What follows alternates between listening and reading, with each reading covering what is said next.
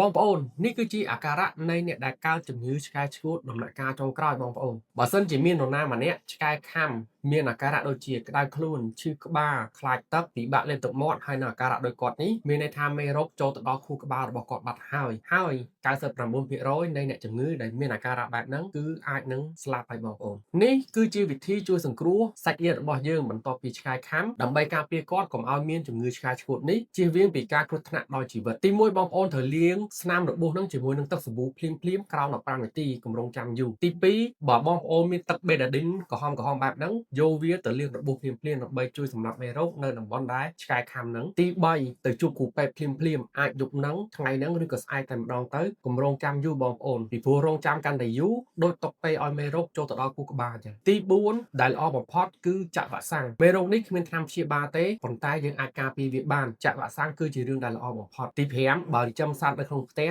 យកគាត់ទៅចាក់ថ្នាំផងការពារទាំងឆ្កែការពារទាំងមនុស្ស